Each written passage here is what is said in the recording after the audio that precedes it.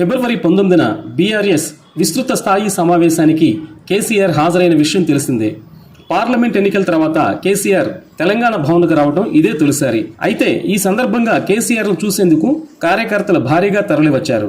KCR party ఆఫీసులోకి వస్తున్న సమయంలో CM CM అంటూ నినాదాలు చేశారు.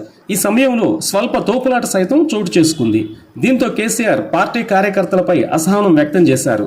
ఈ సందర్భంగా తనదైన శైలిలో ఉర్లగండ్ర బాబు దండం పెడతా అంటూ తనదైన శైలిలో కార్యకర్తలను మందలించారు. అయినా కార్యకర్తలు ఆగకుండా సీఎం సీఎం అంటూ నినాదాలు చేస్తూ తమ అభిమానాన్ని చాటుకున్నారు. ఇక కేసీఆర్ అధ్యక్షతన తెలంగాణ భవన్లో బీఆర్ఎస్ విస్తృత స్థాయి కార్యవర్గ సమావేశం జరిగింది.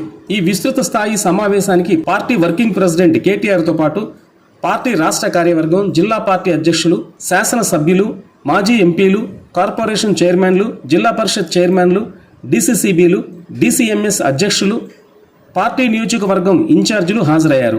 25 ఏళ్ల బీఆర్ఎస్ పార్టీ సిల్వర్ జూబ్లీ వేడుకల నిర్వహణ గురించి చర్చించడంతో పాటు పార్టీ సభ్యత్వం నమోదు, గ్రామస్థాయి నుంచి పార్టీ నిర్మాణం తదితర నిర్మాణాత్మక కార్యాచరణలపై పార్టీ నేతలకు కేసీఆర్ దిశానిర్దేశం చేశారు.